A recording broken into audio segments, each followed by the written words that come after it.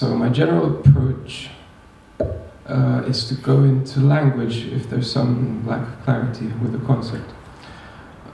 So with technocracy, which is the rule by technical experts, I thought we might first take a look at what this techne, the word from which technology and hence technocracy is derived from. You should see this. There we go. So, technology comes from tex, we are told, and that is the Proto-Indo-European root that means to weave or to fabricate. So we're talking about textiles here.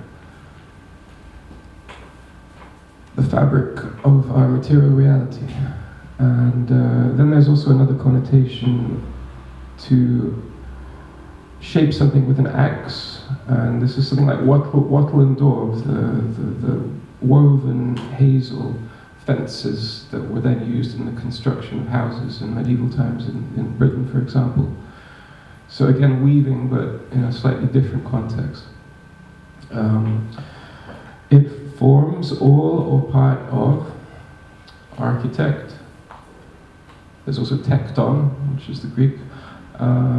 Context, pretext, subtle, technical, technology, obviously, tectonic, text, and textile. So curious with coming into this of the text, how to understand that. So evidence for its existence, I'm not going to go into all of these, is provided by Sanskrit taksati, he fashions or constructs. So there's this idea of activity, construction, and then my favorite, of course, Old Prussian, hang on, are we here? Maybe that's the other one. Anyway, it's the other one, I think. Lithuanian tashok, to carve. So both carving and weaving, some form of transformation of matter with intent. Now, a related word is art, and I always find it interesting to think about art alongside artificial, because we talk about art in this somewhat lofty, abstract sense, and then artificial has somewhat of a different connotation. The artificer, that person who is actively using their will to make alterations to matter. So R, the Proto-Indo-European root meaning to fit together. And that is found in adorn, aristocracy, arm, both this and weapons, hence army, and art as a skill, articulation, artifact, artisan, artist, harmony, inert, ordain, ordinance, and ordinary. Oh, primordial. So these are to do with ordering somehow. And the etymology, here's where the Prussian is. Irma, arm. It's not that different from the English. Also very similar to Sanskrit.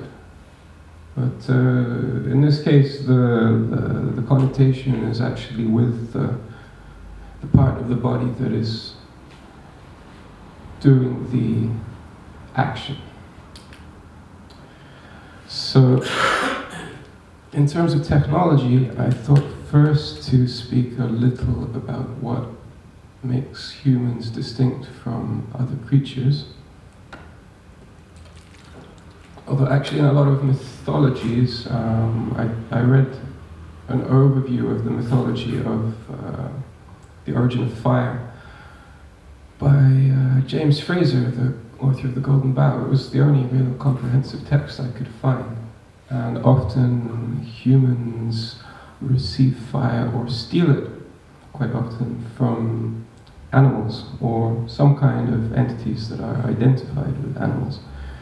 And they have to sometimes trick them so they go away from their fire when they're not looking, they steal it, and then often there's retribution involved. Very interesting subject. And then, so the theft of fire is a theme there. And also some lightning and volcanoes come into it. Sometimes you have to get the fire from the volcano. But this fire by friction is a very primordial art, which I've managed to pull off once or twice, and Luke's a bit better than I am, I think. It takes real commitment to do this. You have to have all the right materials, and they need to be not too damp, and preferably the weather should not be too damp, but of course one couldn't rely on that if you actually needed it. So this is one technology, an important one. But a real shift, as I understand it, came with the advent of metallurgy. If we consider the period before, we have all these epochs, Neolithic, Mesolithic, Paleolithic. The lith is the stone, like megalith, and flint in particular. And I was lucky enough to have a bit of experience with the shaping of flint. And it's a very interesting process. It's not like any other material, because the flint has this lattice structure that goes off at 60 degrees. So to achieve the edge you want, you have to hit it at a particular angle. And it can be quite frustrating as a novice. And this one gentleman from Suffolk, England, who was teaching it, his parents were archaeologists and he grew up around all this. So he's sort of dressed like a caveman whilst teaching. Was saying, not to me, I heard it indirectly from someone else, that it was an observable trend that women were much more proficient at this than men. And there's all kinds of things about evolutionary biology, and for example, the often quoted one is about red-green color blindness in men, that it's far, far more frequent in men than it is in women. And if we use some kind of Darwinian explanation for this, which might be flawed, but anyway, it's suggested that women were far more involved in gathering plants during hunter-gatherer mode of existence. And in the gathering of plants, being able to tell the difference between green and red is rather important. It could be a matter of life or death. Meanwhile, men might have been more frequently, not always, there are exceptions, as the work are very keen to point out, more frequently involved in hunting and chasing after large game, and hence there's somewhat of a trend towards men having better spatial awareness and vision, long distance, whereas women are very, I'm making a generalization, to be careful. Women tend to have these nimble fingers and quite skilled at close hand things. So if we consider that, then it's quite possible that this technology was the preserve of women. And you could imagine there's a camp and a campfire and children and people sitting around it cooking, and then in the intervals between the cooking and the checking on the children, there might be occasion to be sitting there with a piece of flint and knocking on it. that's an imagination, I could be wrong, but I try and live into these things with my imagination because I believe the imagination is a tool that can be used judiciously. It's more than just speculation, it's a sort of felt sense. So, with all that said, if you consider what might have been the case when this started, heating ores with charcoal and hammering them on a stone, well, first of all, you need to be quite strong to do that, and quite accurate. And those are both things that favor men. And personally, I've not heard of that many female blacksmiths. And what's very interesting about metallurgy is that it was viewed in a very sacred context.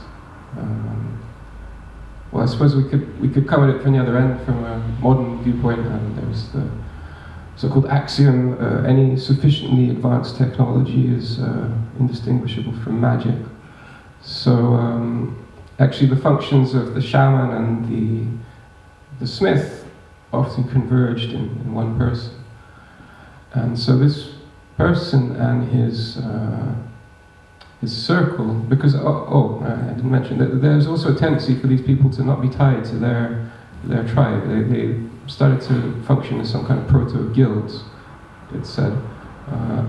Similarly with potters, and that they would travel around.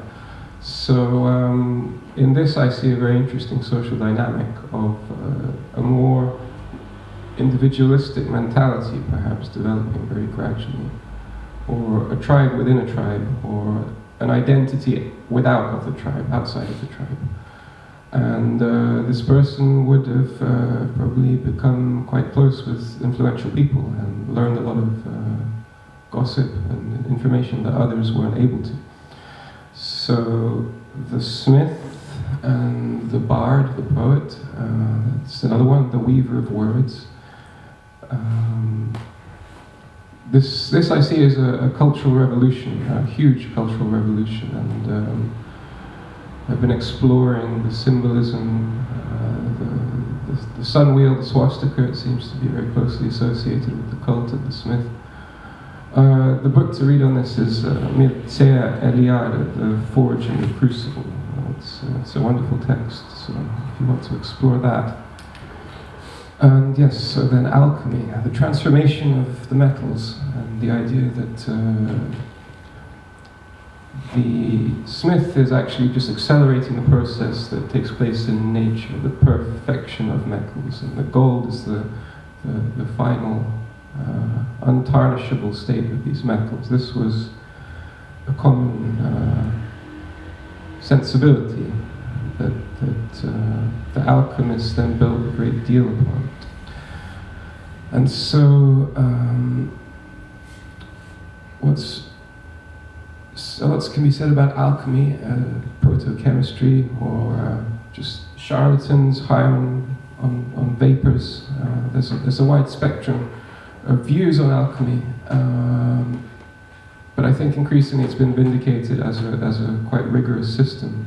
It just used a different language, a qualitative language, rather than a quantitative language.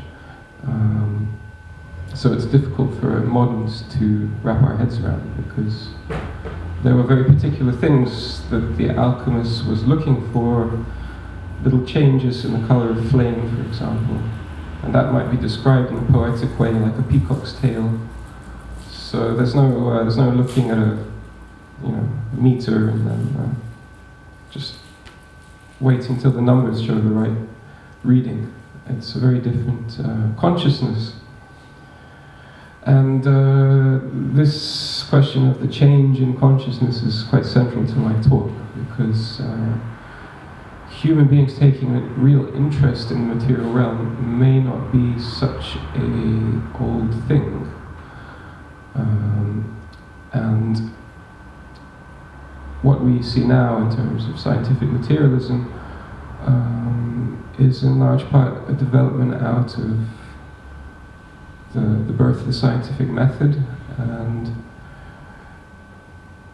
previously, it would seem human beings were much more in attunement with the archetypal worlds, the elemental worlds. I'm going to go into this. I'm just introducing this idea.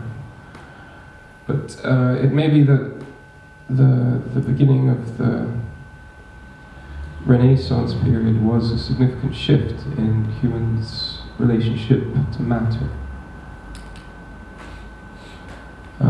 So I wanted to look at an essay that was written by a historian of medieval technology, himself a Christian.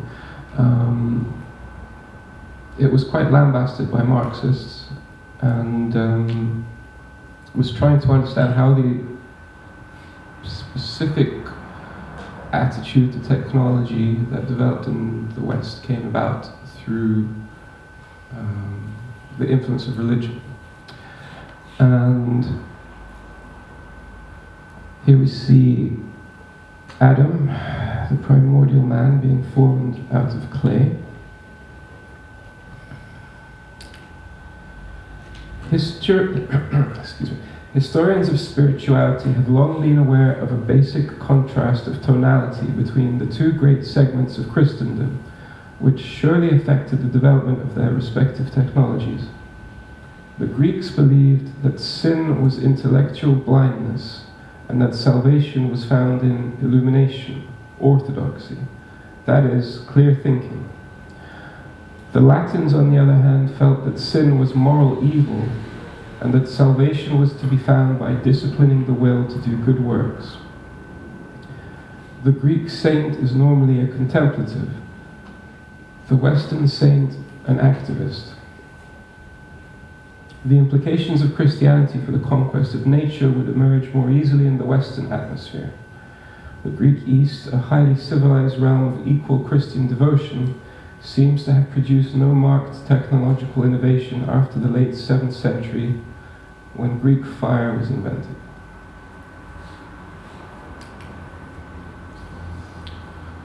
So,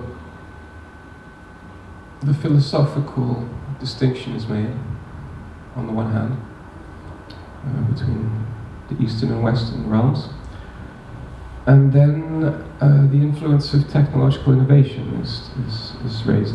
And so this is a team of oxen pulling a heavy plough, and he actually talks about 8 oxen teams, but I couldn't find any contemporary ones of those. So he believes that the transition from a scratch plough, which is a very simple plough that doesn't go deep into the soil, to a heavy plough that can cultivate much more and much faster, was a very significant event and changed the whole organization of society. This is in 8th century France, and it required teams of oxen rather than each farmer having one. It required a much more centralized system, and then the actual form of the field was changed. And there was a move from a subsistence mentality to a production mentality, which required much more social structure and led to much more hierarchy. And we see many moments like this in the history of technological innovations, but this, in the context of Christianity, he says at this point we also start seeing these calendars with, whereas previously the seasons had been personified, it's the calendars are showing human beings in various activities. So it's more, he's suggesting more of an exploitative attitude towards the natural world in these images. And then, of course, various wheels, mills, there's the exploitation of wind through windmill, water mills. And this is very interesting. Perhaps Miklos can correct me if I get this wrong. The Utrecht Psalter. And this is a scene depicting a battle in the Bible where the righteous are pitted against the unrighteous. But what he points out about this is here we see the unrighteous who are about to experience God's wrath, or maybe I should say Yahweh. And here are the righteous. And the host of the righteous are sharpening their sword with a mechanical whetstone, whereas here you can barely see it. One of the unrighteous is using a long stone. So the implication here is that God's will is to use such mechanical arts, as they were called. And of course, this has its summation or high point in the medieval time in the placing of these astrological clocks within churches in the within Western Christianity. Apparently, within Eastern Christianity, this would not have been done. So the temporal realm is very much being brought into the sacral. And this mission of technological, mechanical progress has now united with the religious. This is from the same author. The most thoughtful analysis of the presuppositions of Western technology has been provided by a medieval historian, Ernst Benz, of the University of Marburg. Study of Buddhism and personal experience of it in Japan, especially of the anti-technological impulses in Zen, led him to find the genesis of Europe's technological advance in Christian beliefs and attitudes. The Christian creator of God, the architect of the cosmos, and the potter who shaped man from clay in his own image, commands man to rule the world and to help to fulfill the divine will in it as a creative cooperator with him. This idea of the custodianship in Genesis, the custodianship over the beasts, for example. History, far from being cyclical as it is in most religions, in Christianity is unique and unilineal. It is accelerating toward a spiritual goal. There is no time to lose. Therefore, work, including manual work, is an essential and pressing form of worship.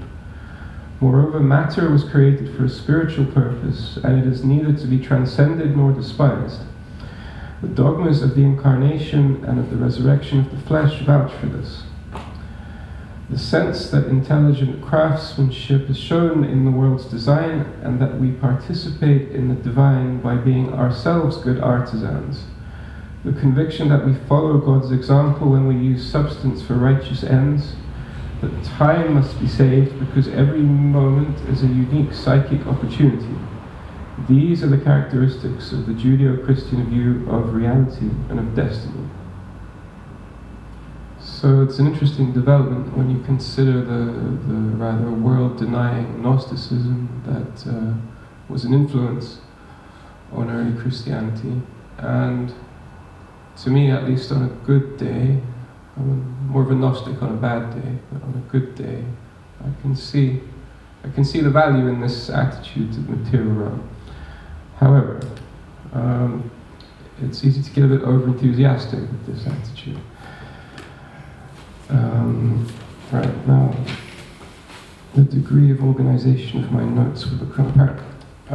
So, for example, Giordano Bruno, he articulated this in a way that I quite appreciate.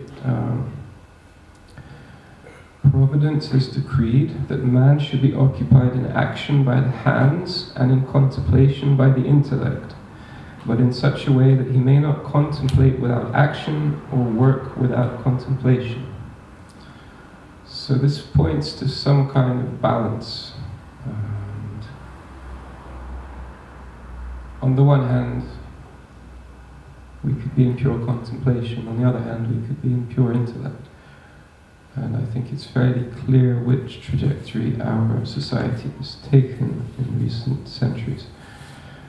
And, right, so here's a book that I had for a long time, so I could hold it like this, and picked up just recently because I realized it would be relevant. The Religion of Technology by David F. Noble. And this is a very mainstream kind of book, Penguin, published by Penguin. He's a professor York University, Toronto. Anyway, here's something quite fascinating. All right, we'll come back to that. Didn't see that, right? If the Freemasons were among the earliest advocates of industrialization, perhaps their most lasting and important and heretofore unexamined role was as midwives in the birth of the latest incarnation of spiritual man, the engineer. For engineering emerged as much out of masonry as it did out of the military.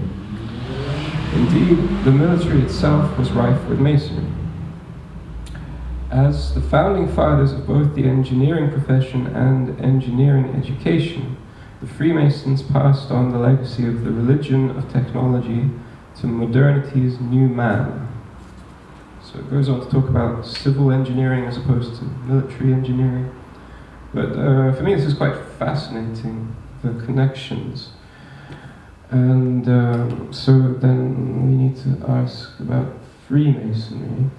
I haven't read this book, I was just looking for a good depiction of the square and compass and some Masonic symbols. How Freemasons made the modern world. That seems to be much what I've been discovering as well. And here we have the same compasses. So Urizen, which is William Blake's one of his four Zoas, who is a Saturnine demiurgic being who seeks to control. Actually, the Lord of the Rings seems, as Alex mentioned, as connected to Saturn. This obviously is part of my theme.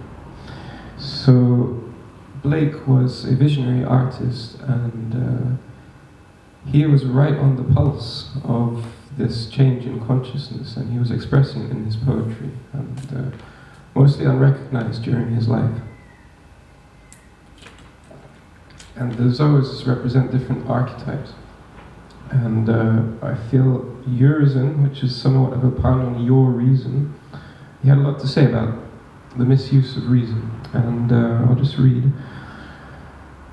Urizen begins as merely one among many eternals, but in his desire both for power and also to prevent pain and death, he seeks to create another world, one under his control. That Urizen cannot escape pain and misery becomes evident in the fallen world he creates, one which is dismal, dark, and full of terror and lockdowns. So William Blake, his lifespan is nearly the same as Henri de Saint-Simon, who was one of the early utopian socialists. But he was quite a complex character. Not only a socialist, but he formed a new belief system, even. Let's see, this is also from that David Noble Religion of Technology book. So he was a social reformer. Yeah, I'll say a bit more first. And he inspired a lot of later radicals, including Proudhon, Marx, Engels, because he spoke out quite strongly against parasitism, the parasitism of the non-productive class, which is something I think many of us can agree with.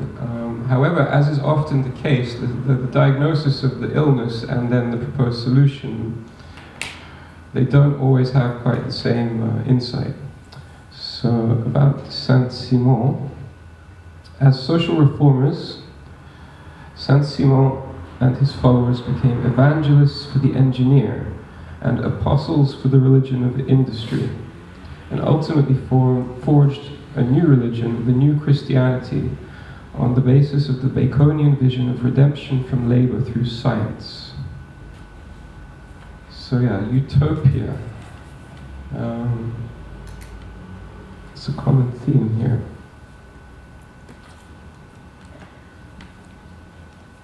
Now, Auguste Comte was his disciple. They were later estranged, And he had similar ideas. He's also the founder of the positivist movement. And I guess Portuguese might know that his Ordem e Progresso, is that, how do I say it properly? Order and Progress is the motto on the Brazilian flag, such was his influence. Now, I'll read a bit about Comte. For Comte, who considered his spiritual fathers to be Bacon, Franklin, and Condorcet, and who was himself often described as the Bacon of the 19th century, that's Francis, the engineers constituted the vanguard of a positivist regime, quote, which has been rising since the time of Bacon, unquote. Comte believed that this new system would re-establish social order in accordance with ineluctable natural laws in the wake of the crisis of the French Revolution.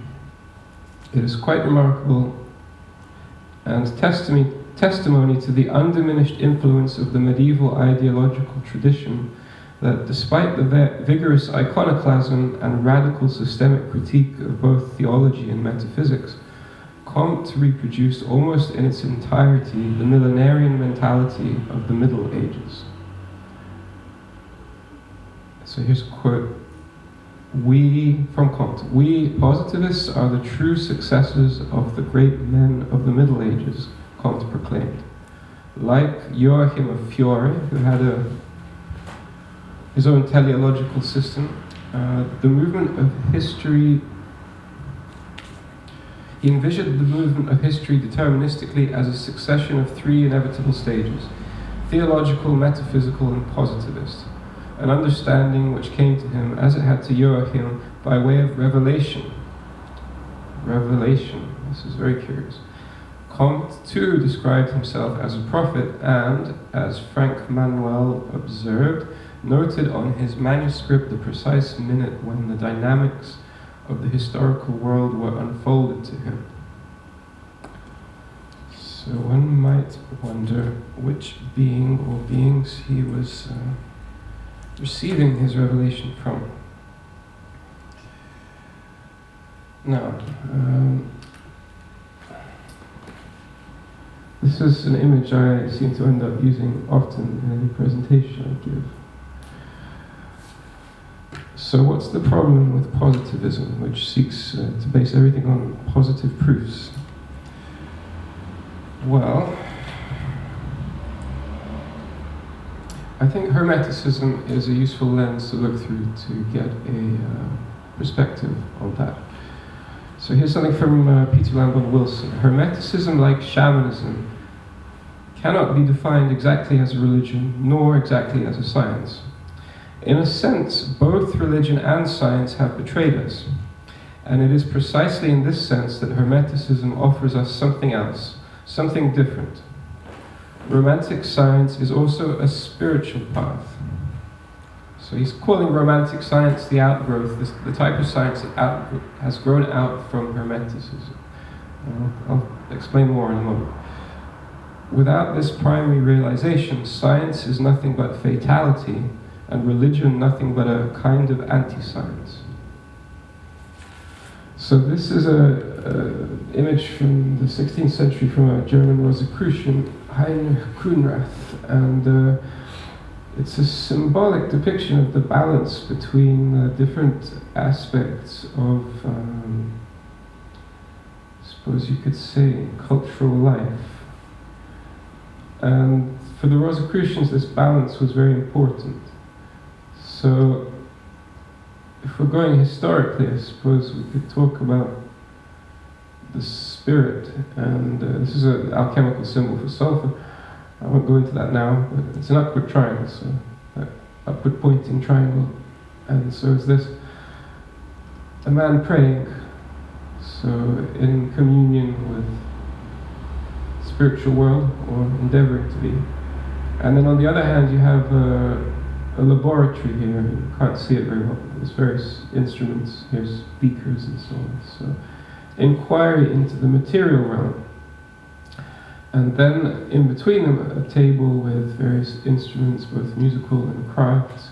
And here we see a point of balance, because in order to produce art, you need to have the material objects, the materials with which to make it. It's an engagement with matter, and at the same time it's an engagement with the spiritual, from whence the inspiration comes. So this was a new vision of the Rosicrucians for balance after the theocratic age that they'd come out of. And there's all kinds of ideas about the Rosicrucians and their connection to political intrigue and Luther and so on. As with most things, it is extremely messy. But at least this aspect of their ideas I find very helpful. So this is the Rosicrucian rose with the cross and the invisible college. So they had to be rather secretive in the age of clerical repression. And then we have the Anglosphere. I grew up not far from where John Dee's house was in Mortlake, so I was always curious about this man. And he is the first one to articulate the idea of a British Empire. And now here we have Francis Bacon, the originator of the empirical method. He's credited with that anyway.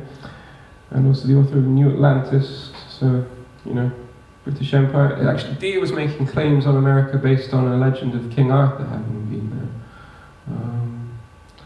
There are some interesting questions about ancient mariners in America from Europe, but essentially Francis Bacon was also connected to Rosicrucianism, but he and his followers seem to have made some kind of a decision not to follow this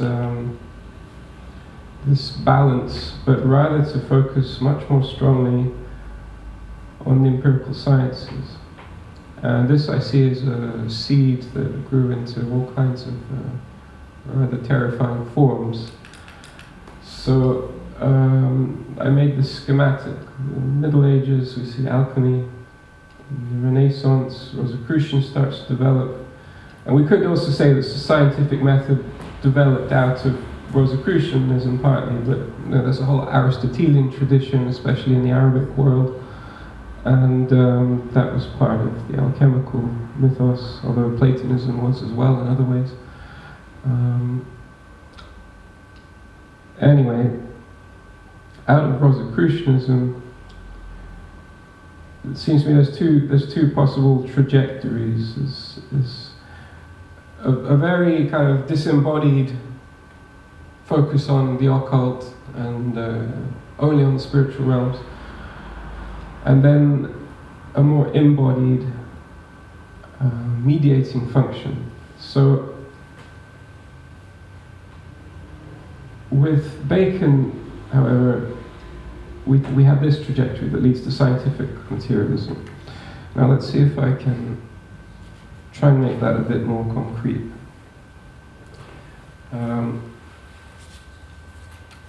For the Rosicrucians, the imagination was key.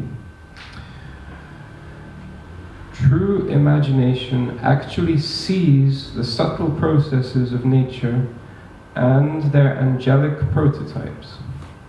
It is the capacity to reproduce in oneself the cosmogenic unfolding, the permanent creation of the world, in the sense of which all creation, finally, is only a divine imagination.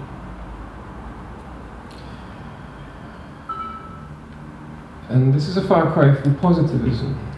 And of course the materialists overpowered the Rosicrucians, and we'll talk about why. But finally we arrive at technocracy as a movement thus named, because we could say that Saint-Simon and Comte's visions were extremely technocratic. But it's claimed that Huxley in the late 1920s, early 30s. He'd somehow known about this American movement called Technocracy, which was basically, well, it's like the Nerd Reich. A resource-based economy, all sort of centrally planned. I mean, yeah, there's, again, people trying to find solutions to a broken system whilst themselves employing a broken system within their minds. So, let's see, how to talk about this. So I've had quite a bit of influence from this gentleman in various ways. I find him a very interesting person to turn to on whatever subject you happen to be interested in, because he's commented on a hell of a lot of them. And this is a little digest of from an anthroposophical magazine, New View, in England, that came out actually during the pandemic. I was reading it on my tablet, someone sent it to me, so it was focused on this subject. And this is from my notes from Richard Ramsboth, which mentioned Saint-Simon. I think that was the first time I'd heard of it. And so Saint-Simon, quoting him, "Scientists and captains of industry will replace the priests and feudal lords as the natural leaders of society. Meanwhile, Comte, men are not allowed to think freely about chemistry and biology. Why should they think freely about political philosophy?" So this is something that has a lot in common with theocracy, I would suggest. And here's a little exploration of that. The theocratic character of scientific authoritarianism was described by Steiner in 1916 as the principle of Jesuitism. In medicine, here's a quote from Steiner, right? In medicine, in law, and in every other sphere, people declare themselves from the outset incompetent to judge and accept what science tells them. The complications of modern life make this understandable, but under the pressure of authority, we shall become more and more helpless. And systematically, to build up this force of authority is actually the principle of Jesuitism. It begins in the sphere of ecclesiastical dogma, but will gradually transfer itself to other spheres of life. In a form hardly differing from the Jesuitism of dogmatic religion, we already find it in medical circles, where a certain dogmatism strives after more power for the medical profession. This is typical of Jesuitical aspiration everywhere. People will find themselves more and more tied down by what authority imposes upon them. And in the face of this Ahrimanic materialism, Ahriman being the spirit of materialism or of materialistic consciousness, for such it is, salvation for the fifth post-Atlantean epoch, I'm just about to talk about that, will be found in asserting the rights of the consciousness soul which is wishing to develop. Just go with this for a moment, if you would. This development demands liberty of thought, and this can flourish only in a particular aura, in a certain atmosphere. So, it's the specter of dogma and heresy all over again. So, for example, with climate science and virology, we hear about unite behind the science, follow the science, unum deum. Climate deniers, science deniers, anti-vaxxers, burn them. And of course an objective hierarchical priesthood who can interpret the complexity for the flock, because they're never going to be capable of that themselves, are they? And further, one could say that the psychology of the anthropogenic global warming narrative has a striking resemblance to the original sin doctrine of the Catholic Church.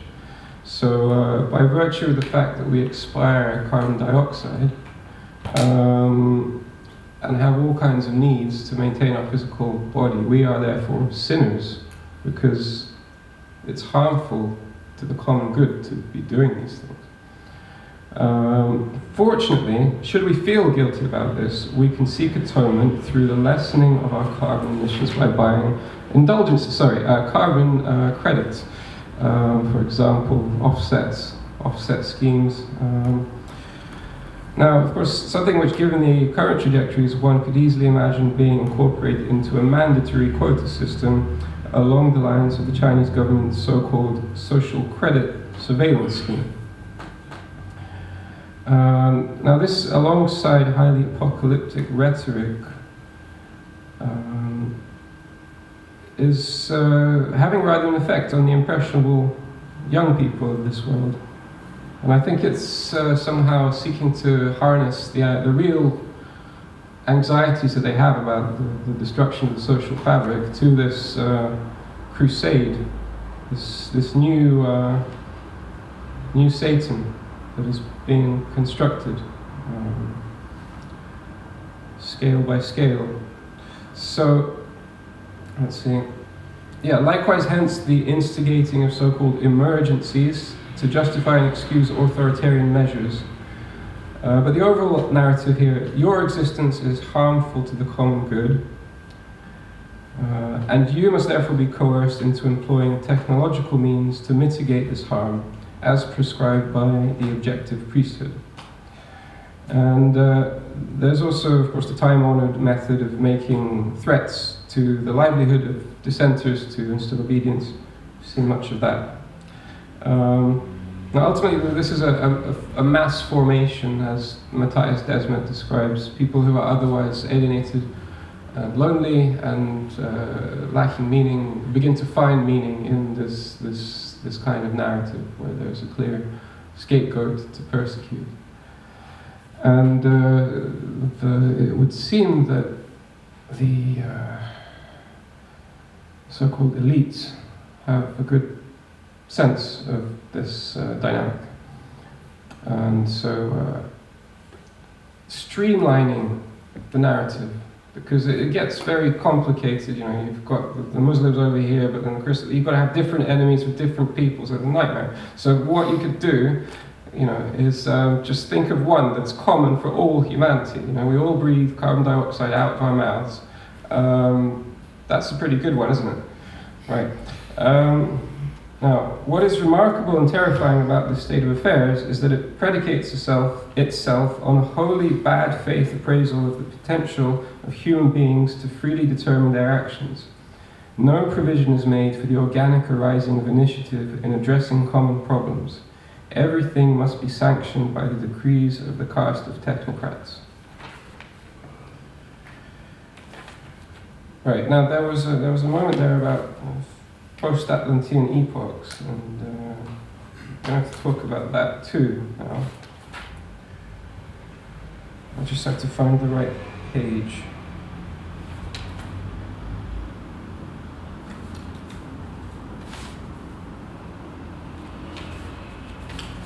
If I lost it, that'll be fine.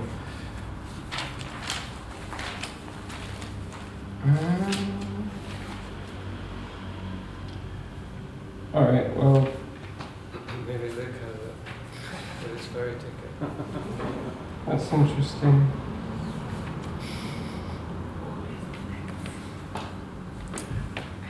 Just one sec.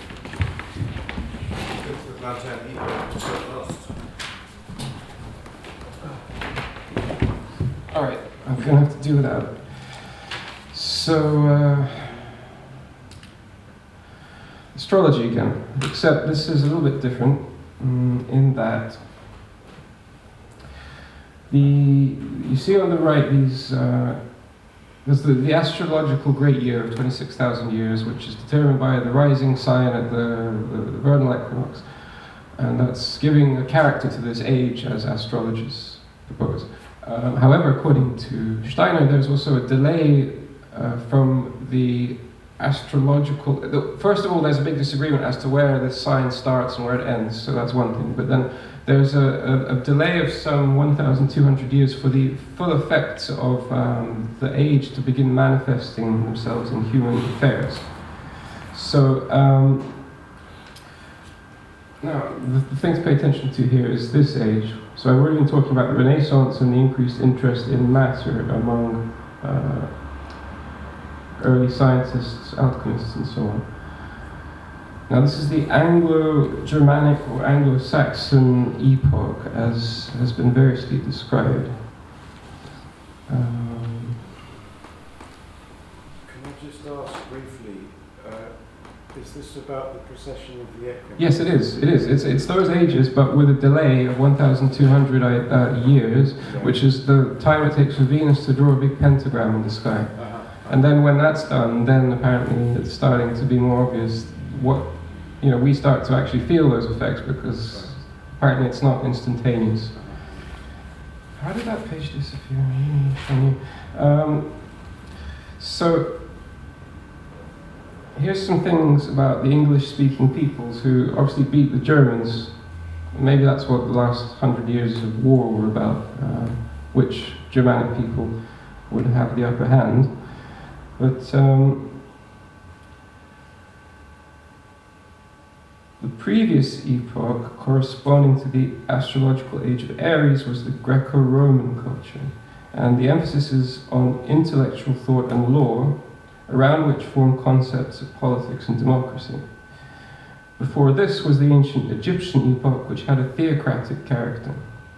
Meanwhile, in our epoch, the forces of the economic sphere come to the ascendancy, and here, with the process of industrialization and globalization, we can clearly see how the English-speaking peoples have taken a dominant role.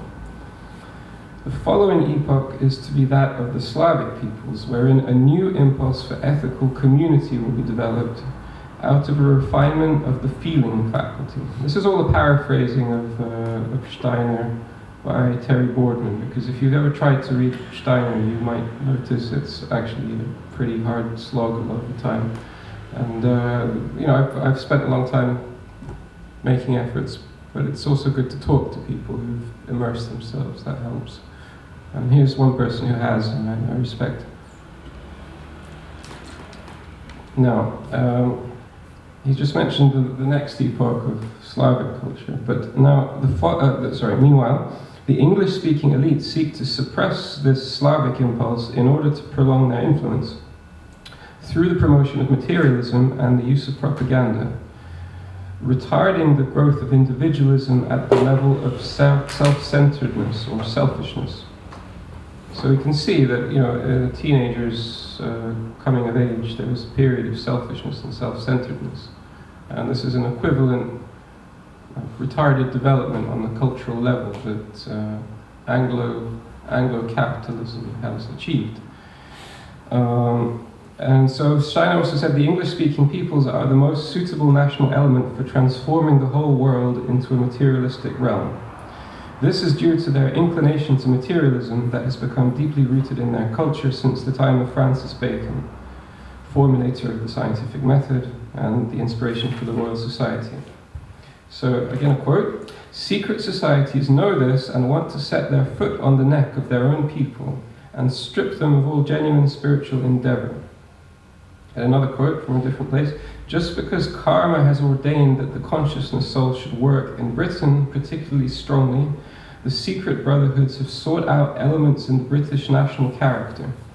Their aim is to send a wave of materialism over the earth and make the physical plane the only valid one.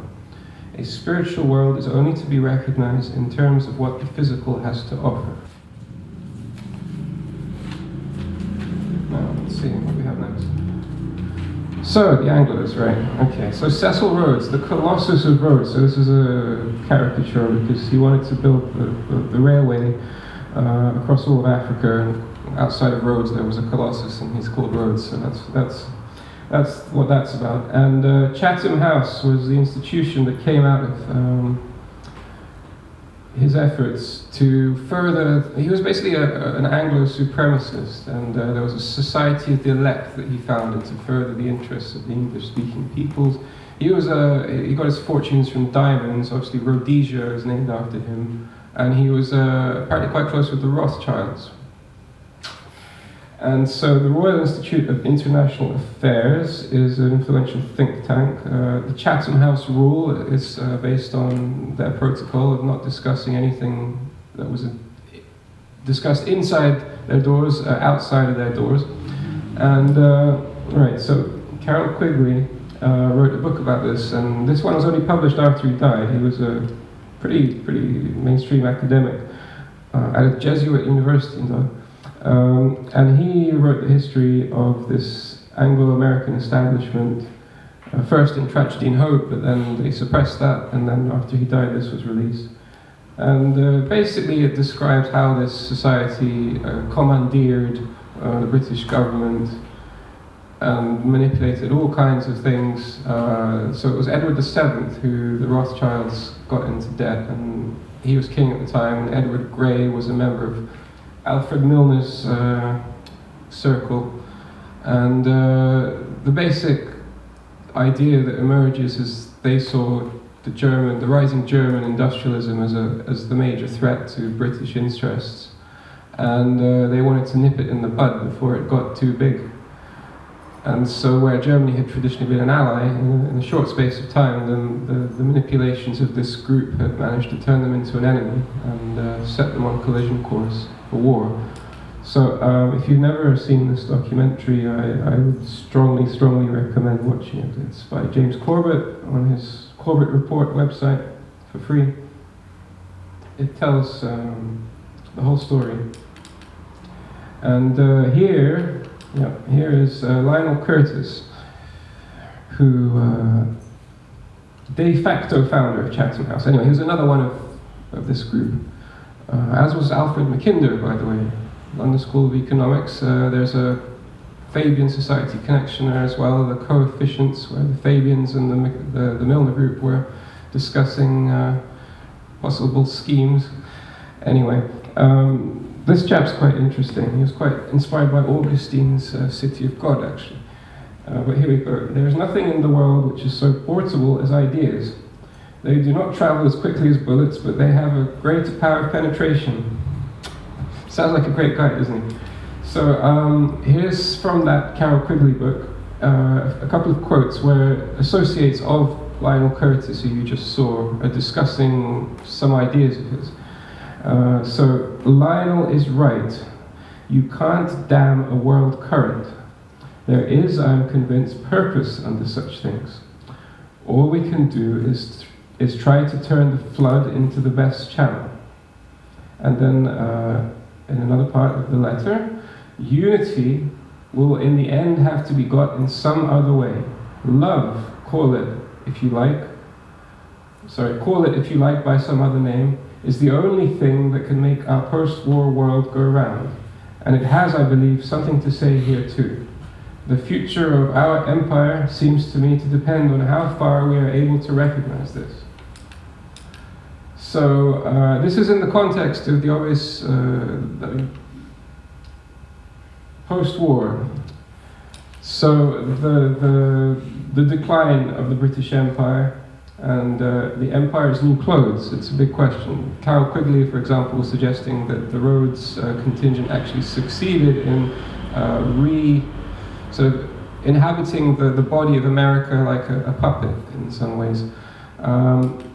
As for whether or not that's the case, I don't know, but I'll present a couple of things here. Take back America, that was one of the goals of Rhodes's circle, at least.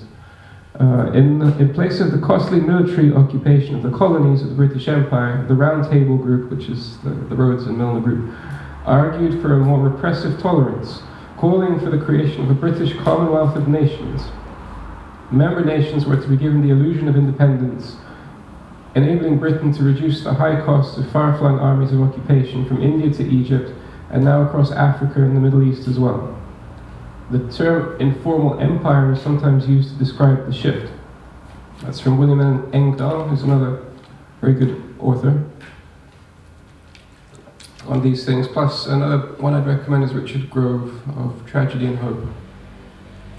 So now, the Council on Foreign Relations. This is their logo. Ubique, as in ubiquitous.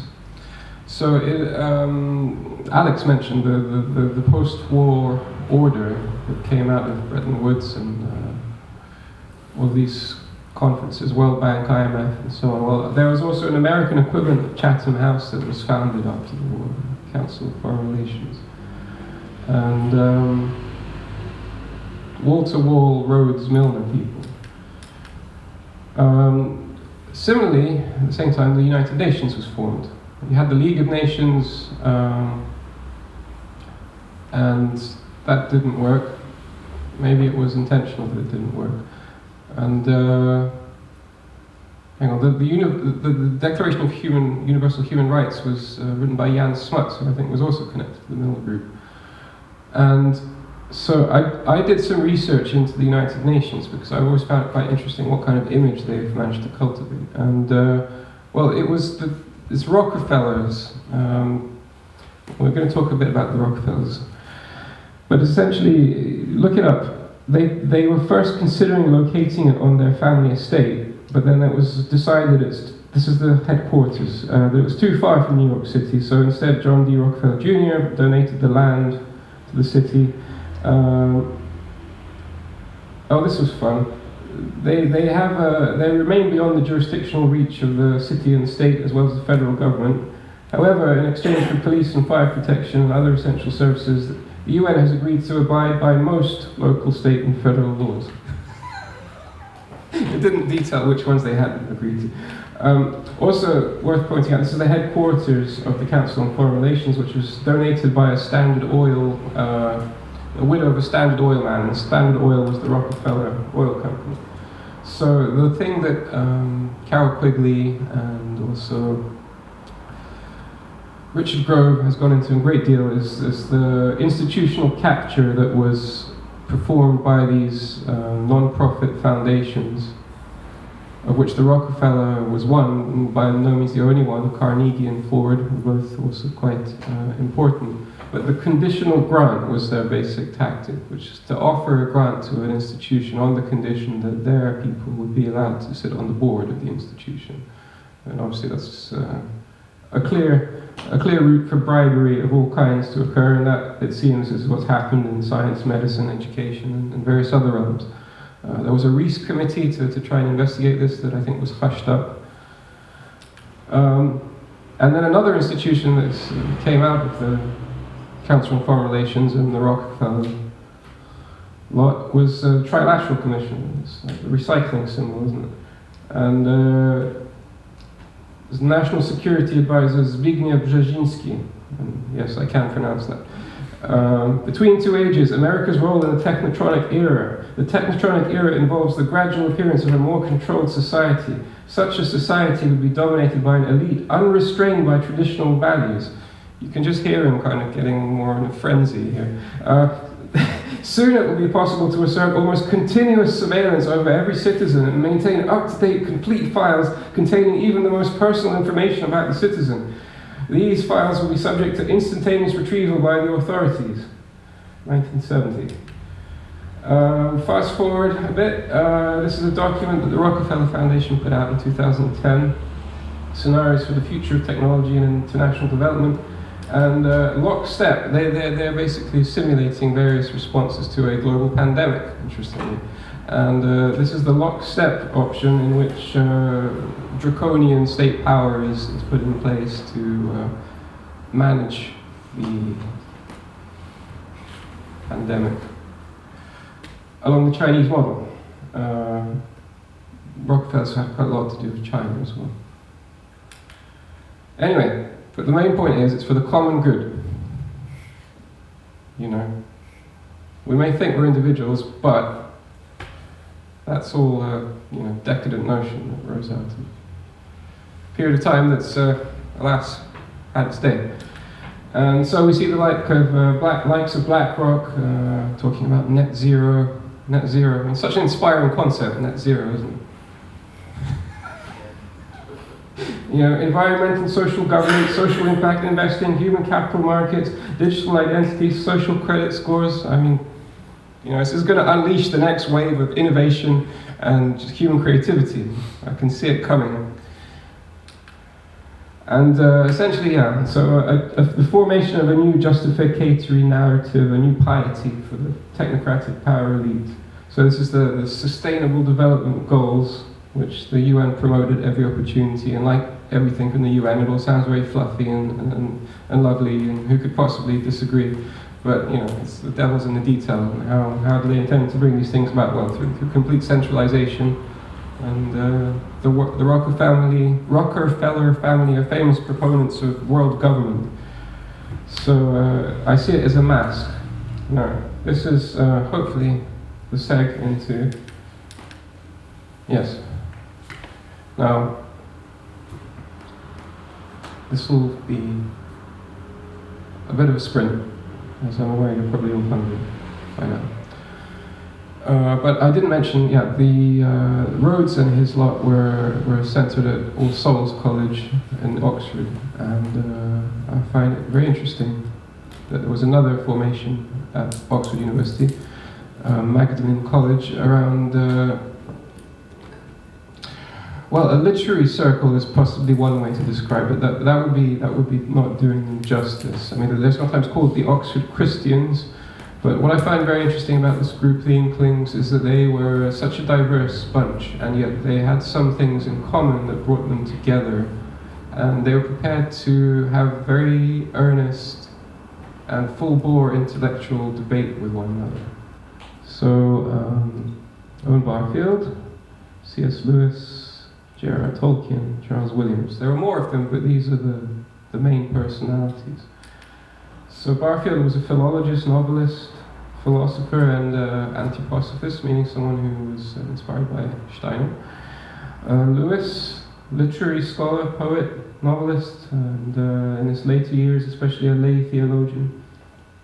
Tolkien, also a philologist, professor of Anglo-Saxon, a writer, a painter. Writer doesn't do it justice, perhaps. Williams, also a poet, novelist, theologian, literary critic, playwright. And they explored a number of themes which pretty well coincide with my own spheres of interest. Archaic languages, pagan lore, Arthurian mythos, medievalism, Platonism, Christian mysticism, the idealist and romantic traditions, the idea of enchantment or disenchantment, poetic diction, a strong critique of modernism, positivism, and scientism, and then also this element of the evolution of consciousness, which is the inspiration that Barfield got from not only Steiner, but also his study of language, in which he perceived a qualitative change in the way people viewed the world based on the kinds of words and the meanings of those words, the kinds of words they used and what those words meant once, and how those words were then adapted into other words, into an increasing abstraction. I'm going to touch on this.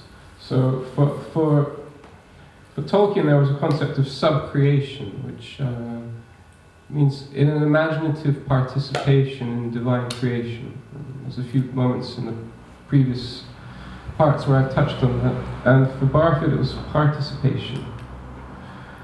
And particularly relevant to what we were just discussing before is the trilogy written by C.S. Lewis. It's called the Cosmic Trilogy or the Space Trilogy, and especially the third novel, which I read in 2018, I think. And it describes a conspiracy of, well, essentially a technocratic conspiracy within the British government.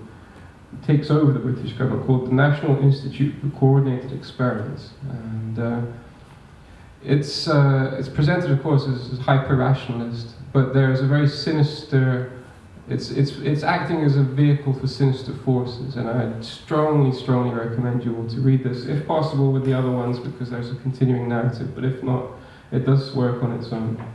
And it's a distillation for me of a lot of what the Inklings are about, and they really had the number, in the same way that Blake had the number of, he had the rationalists of the Enlightenment figured out. These have the technocrats figured out, I would say. So, the last subject that I'm going to touch on is Barfield's participation. And it's defined by him as the felt union with the inner origin of outward forms. And Barfield described anthroposophy as romanticism come of age. which is to suggest that maybe Romanticism was a sort of slightly adolescent phenomenon. In fact, many of them died very young. And then Steiner, by way of Goethe in particular, took that and made it much more of a rigorous thing. So, what does participation mean? This is it was a term, participation mystique, that was common among intellectuals at the time. This is from Carl Jung. The further we go back into history, the more we see personality disappearing beneath the wrappings of collectivity. And if we go right back to primitive psychology, we find absolutely no trace of the concept of an individual. Instead, we find only collective relationship or participation mystique. And this mystique denotes a peculiar kind of psychological connection with objects, and consists in the fact that the subject cannot clearly distinguish himself from the object, but is bound to it by a direct relationship which amounts to partial identity. Now, this is the key part, this unity of experience, and not feeling the distinction between self and not self. And this is a very different state to what most people find themselves in today. And this is from John Michael Greer, which puts it in a historical setting. Throughout human history until the rise of the modern Western world, with one significant exception, people lived in a state of original participation. That is to say, they did not differentiate their thoughts about things from the things themselves, and therefore the world they experienced included their thoughts. It's a bit like Julian James's theory of the bicameral mind, where people were hearing the gods' voices as their thoughts. When some ancient person experienced a tree or a mountain or a star as a conscious being gazing back at them, that was an actual experience, as real as the typical modern experience of tree, mountain, or star as dead matter with no life, consciousness, or meaning of its own. The ancients weren't simply making up stories, they were describing the world as they experienced it. The entire dynamic of history since ancient times, accordingly, was for Barfield the process by which this state of original participation broke down. The leading role in that dynamic, he says, was played by the Jewish people, whose traditional prohibition against image worship Barfield sees as the decisive turn against original participation. He saw Christianity as picking up the same task and taking it further. As Christianity spread and ousted the older pagan worship of the gods of nature, it forced people to let go of the habit of original participation and enter into what the disenchanted state we have been discussing, without the what, I think, in which the natural world is experienced as a jumble of dead matter, and the difference between inner experience and the outer world became increasingly sharply drawn. So everyone wants to have their schematic. I guess they feel safer that way. So what we are talking about is the movement from original participation to this modern form of onlooker consciousness. And then, as emulated by romantics in particular,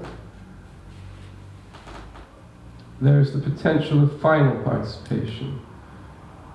I've removed the theological connotation from this quote, by the way. Original participation fires the heart from a source outside itself. The images enliven the heart. But in final participation, the heart is fired from within, and it is for the heart to enliven the images.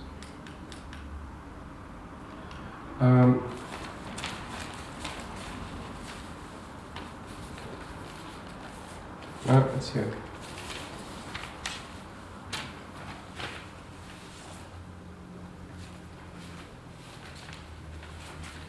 No, it's not. Here it is.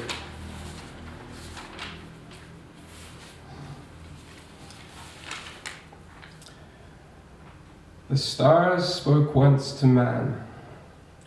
It is world destiny that they are silent now. To be aware of the silence can be pain for earthly man. But in the deepening silence, there grows and ripens what man speaks to the stars.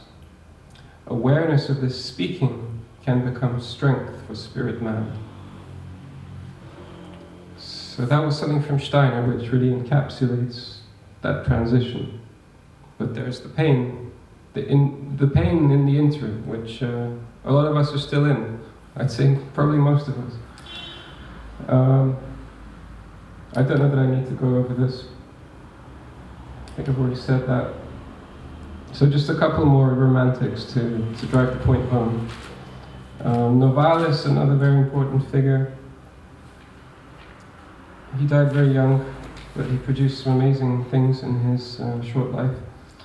And this is from the Disciples of Sais, which is a very important commentary on scientism and the dangers of hyper-rationality. So he said, the sciences must all be made poetic. And here, ultimately some who deny the divinity of nature will come unconsciously to hate that which denies them meaning. Very well, say these scientists, let our race carry on a slow, well-conceived war of annihilation with nature. We must seek to lay her low with insidious poisons. The scientist is a noble hero who leaps into the open abyss in order to save his fellow citizens. Exploit her strife to bend her to your will, like the fire-spewing bull. She must be made to serve you. And this is very much like what Francis Bacon was saying about putting nature on the rack to extract her secrets from her. And he was Lord Chancellor, so it's very likely that he had first-hand experience of doing that in reality too. And then finally Goethe. Oh dear, no italics. Terrible oversight. Okay. So Goethe's path is perhaps one of the most significant because although he was romantic, he also had his feet quite firmly on the ground. And he decided to sort of, when he became a celebrity for Confessions of Young Werther, inspired various copycat suicides also. He'd sort of gotten sick of his fame and he went off to Italy. I believe that's the right chronology. And he started to pay a lot of attention to the plant life there. It inspired him. And in doing so, he started to come into communication with what he perceived to be the archetype of the plant. The ur-plants, the archetype of all plants. And out of his writings on plants, the whole discipline of Goethean phenomenology has arisen. It's been particularly popular in Steinerian circles, but not only. Actually, one of the main proponents, Henri Bortoft, was connected to a student of Gurdjieff, G.J. Bennett. And I've done this as part of my biodynamic farming studies.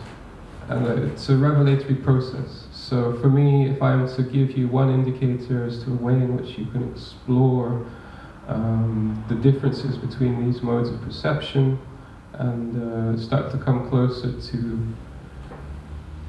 final participation, and, well, first of all, to even know that there is something beyond the onlooker consciousness, then I would recommend taking interest in this Goethean method. And with plants, it's a very insightful progress. I have my book with me, so I can even show anyone that wants. I have my original notes.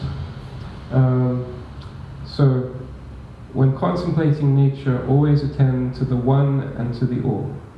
Nothing is within and nothing is without. What is inside is outside. Grasp then, without delay, the holy open secret. And this is, I think, the final slide. Just a schematic of the different stages of the process. And it's most often done with the 4 elements. Earth is basically the empirical approach that science limits itself to. Then water is the subjective, more poetic side, how we experience the relationship. It's not its relationship, it's more of a you relationship. And then air is thoughts. So also information. We can explore the whole realm of information and thoughts that we have in connection to this phenomenon, the plant. And then the final one is fire, which is coming towards this